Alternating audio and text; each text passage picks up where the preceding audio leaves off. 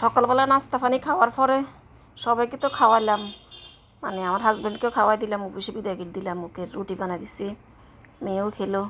তো এরপরে কতগুলো হাঁড়ি পাতিল জমে গেছে দেখেন। প্রত্যেক দিন এইভাবে আমরা হাঁড়ি পাতিল ধুই আর কি। এটা আমি না, সব গৃহিণীরাই করে হয়তো। তো অনেকগুলো হাঁড়ি পাতিল বের হয়ে যায় নাস্তা পানি খাওয়ার পরেই। তো এগুলো ধুচ্ছি, কতগুলো প্লেটও বাইর হয়েছে, কয়েকটা হাঁড়ি পাতিলও বাইর হয়েছে। আসসালামু আলাইকুম। দেশ বিদেশ কাছে দূরে যেখান থেকে আমার ভিডিওটা দেখছেন সবাইকে জানাই আন্তরিক ভালোবাসা ও শুভেচ্ছা। আপনাদের মাঝে আবারও চলে আসলাম ছোট্ট একটা ভিডিও নিয়ে। আশা করি আপনাদের কাছে ভালো লাগবে। ভালো লাগলে অবশ্যই আমার ভিডিওটাতে একটা লাইক দিয়ে দিবেন, আর খুব বেশি ভালো লাগলে সাবস্ক্রাইব করে দিতে ভুলবেন না। আর যারা সাবস্ক্রাইব করে আমার পাশে আছেন, আমাকে সঙ্গ দিচ্ছেন, তাদেরকে আমি মন থেকে জানাই অসংখ্য ধন্যবাদ। তো সকালবেলা কতগুলো হাঁড়ি পাতিল তো ধুইতেছি, এই যে দেখতেছেন। তো এই কাজগুলো আমাদের করতে হয়। এছাড়া আবার কিচেনে টুকটাক তো আমি একটু পরিষ্কার প্রতিদিনই করা লাগে। তো একটা দুটো করে আমি ক্লিন করি। এই যে আমি যে বয়মগুলো রাখছি না ওইটার উপরে, ফিনিটার উপরে। তো এটা একটা ফিনি আর কি, এটার উপরে আমি একটা নিচে একটা পাইপ দিয়ে এটার উপরে রেখে দিয়েছি, একটু হাইট করে দেখতে যাতে ভালো লাগে আর কি। তা হাতের কাছে যা আছে তা দিয়ে একটু সাজিয়ে নিই আর কি, অর্গানাইজ করে এই আর কি। তো এগুলো একটু ময়লা হয়ে গেছে, সাদা জিনিস তো খুব বেশি ময়লা হয়ে গেছে। এখন আমি একটু ভালো করে ভিজে ন্যাকড়া দিয়ে মুছে নিচ্ছি। এগুলোর ভিতরে আবার মানে মশলাপাতি আছে, সেই জন্য আর বেসিংয়ে নিয়ে এভাবে পরিষ্কার করে নিচ্ছি আর কি, ভিজে ন্যাকড়া দিয়ে ভালো করে মুছে। তো আসলে টুকটাক অনেক কাজ থাকে, কাজের শেষ থাকে না, এটা সেটা আমাদের পরিষ্কার করতেই হয়। আমি তো মাঝে মধ্যে আমার হাতের দিকে তাকাই আর বলি, আল্লাহ হাত দিয়ে জানি কত কাজ করি, হাতেটা মনে আস্তে আস্তে আঙুলগুলো ক্ষয় হয়ে যাচ্ছে সাবানের পানি ধরতে ধরতে। তা আমি না, শুধু সব গৃহিণীরা এই কাজগুলো করতে হয়। যদিও হেল্পিং হ্যান্ড যাদের আছে তারাই করতে হয়, মানে পরিষ্কার রাখার জন্যে, পরিষ্কার রাখতে হলে হেল্পিং হ্যান্ড দিয়েও করা যায়, পরিষ্কার থাকা যায় না, নিজেরা করতে হয় এই আর কি। তো এগুলো ভালো করে মুছে জায়গাটা ভালো করে ক্লিন করে নিচ্ছি আর কি। সাদা জিনিস তো হাত লাগলেই ময়লা হয়ে যায় এই আর কি। আর আজকে আমি আমার ক্যাবিনেটের ভিতরেও পরিষ্কার করছি অফ ক্যামেরা আর কি। তারপরে উপরে যে দরজাগুলো আছে এগুলো একটু ভালো করে এই যে এখন মুছে নিচ্ছি। ভিতরেও পরিষ্কার করছি, ওই সময় আর ভিডিও করে নিই, কারণ আমার মানে এটা ভিতরে ভিডিও করতে গেলে পুরো আমার চেহারা দেখা যায়, সেই জন্য আর আমি এটা আর আপনাদের সাথে শেয়ার করি নি আর কি। তো উপরে এভাবে পরিষ্কার করতেছি।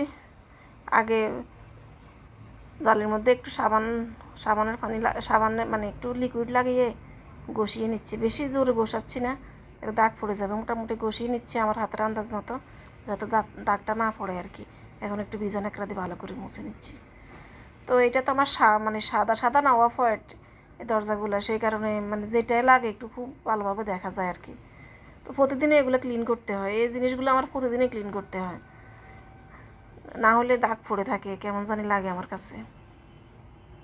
যেমন প্রতিদিন চুলা মুছতে হয়, তেমন এগুলো পরিষ্কার করতে হয়।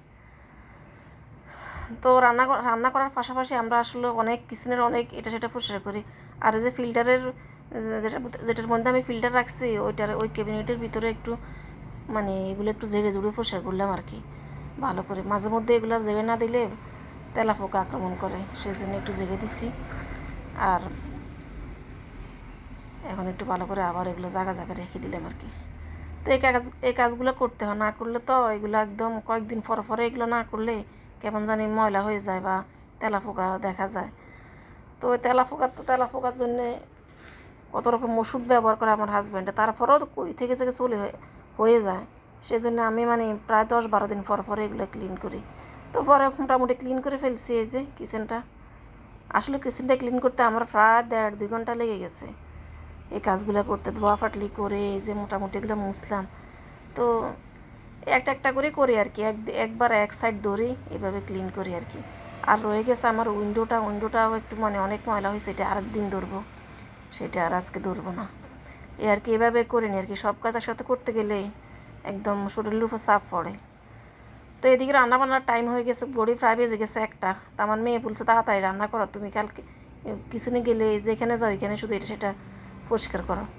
তো শেষ মুহূর্তে আমি সব কিছু কেটে বেছে অফ ক্যামেরা আবার রেডি করছি আর কি। বরবটি দিয়ে রুই মাছ দিয়ে রান্না করব, এই যে আর করলা ভাজি করবো আর কি। তো সব রেডি করলাম। একদিকে ভাত বসিয়ে দিলাম, তাড়াতাড়ি রান্না করতেছি। তো রান্নার আপনার সাথে ডিটেলস শেয়ার করি নাই। রান্নাবান্না মানে ভিডিও করতে গেলে আমার আজকে কেমন জানি হয়রান লাগতেছে, মানে অস্থির হয়ে গেছে কি কাজগুলো করে। তো আজকে এরকম রোদ, কি সুন্দর। আমি বারান্দায় গেছি, এই যে আমার মানে ব্যাস ইয়েটা ফাঁকস টানার জন্য, কিচেনের ফাঁকস টানার জন্য দেখি যে বারান্দায় রোদ, আর বাইরের একটু ভিউ আপনাদের সাথে শেয়ার করলাম আর কি। তো ফাঁকসটাও শুকিয়ে গেছে অল্প কতক্ষণে, প্রায় আধা ঘন্টা 1 ঘন্টায় ফাঁকসটা শুকিয়ে গেছে। এখন আমি হেঁটে এনে আবার কিচেনে বিছিয়ে দিচ্ছি আর কি। এটার উপর দাঁড়িয়ে কাজ করলে আমার কাছে খুব ভালো লাগে। মুছে মানে রুমগুলো, আমাদের রুমে আসা যায় আর কি, তাইলে প্রত্যেকটা রুম পরিষ্কার থাকে এই আর কি। পরে এটা ভালো করে শুকিয়ে গেছে, এখন বিছিয়ে দিলাম। মোটামুটি রান্নাবান্না আমার শেষ পর্যায়ে, রান্না হয়ে গেছে পুরোপুরি। আপনাদের সাথে শেয়ারও করে নিই কী রান্না করলাম, এখন দেখিয়ে দিই। তো রান্না চুলা অফ করে দিছি সব রান্নাবান্না শেষ করে। এই যে এখানে রান্না করছি বরবটি দিয়ে, মাছ দিয়ে, রুই মাছ দিয়ে, আর করলা ভাজি। এই তো আজকে একদম সিম্পল রান্নাবান্না। আর ভাত রান্না করছি। আমি প্রতিদিন একটু সিম্পল রান্না করি, দুটা তরকারি বেশিরভাগ রান্না করি, কারণ মানুষ তো কম, এত খায় কে। আর এদিকে ভাত রান্না করছি, ভাত তো আগেই বসেছি, এটা হয়ে গেছে। এই যে ভাতের পাতিলে ভাত, এই আর কি। রান্নাবান্নার পাশাপাশি আজকে অনেক কাজ করলাম। তো বিকেলে মেয়ে আবার একটু টুকটাকের সেটা করতে চায় আর কি, তো একটু পিৎজা বানালো। তো ফার্স্ট বানাইছে, মোটামুটি ভালো হয়েছে, খারাপ হয়নি। হাতের কাছে যা আছে তা দিয়ে বানিয়ে নিল আর কি। আগেই ডো করে রাখছে পিৎজার, এরপরে চিকেন ভেজে নিছে, মোজারেলা চিজ ছিল, এই যে ছিল, তারপরে সস ছিল, ওই ছিল নাকি ক্যাপসিকাম। তো এটা নিয়ে বলতেছে আম্মু এটা নাই। আমি বলতেছি যা আছে তা দিয়ে বানিয়ে না, আমরা খাবো, এই সমস্যা নাই। ক্যাপসিকাম কি এত টেস্ট নাকি, দেখতে সুন্দর লাগে, আমি এটা বলে বুঝিয়ে দিলাম আর কি। তো মাসাল্লাহ ভালোই হয়েছে, কিন্তু একটু আগে, আরও 10 মিনিট আগে নামিয়ে নিলে মানে এটা আর একটু সফট থাকতো আর কি। আমার মতো এটা একটু বেশি ড্রাই হয়ে গেছে। তো যাক, প্রথমত বানাইছে মেয়ে, বানিয়ে খাওয়াইছে আমাদেরকে, এটাই আমাদের জন্য অনেক কিছু। আমার হাজব্যান্ড তো খেয়ে অনেক খুশি। মানে তাবাসুম যেটা বানায় এটা কখনো সে ভুল ধরে না, বলে না অনেক টেস্ট হয়েছে, অনেক টেস্ট হয়েছে। তা আমি বলি ঠিক, মানে আমার কাছেও টেস্ট লাগছে, খারাপ লাগেনি। তা আমার মতে আর কি আর একটু আগে নামাইলে অনেক ভালো থাকতো। তো চুলাই বানাইছে আর কি এগুলা পিৎজাগুলা। তো মেয়ে মাঝে মধ্যে এটা সেটা বানিয়ে বিকেলবেলা খাওয়ায়।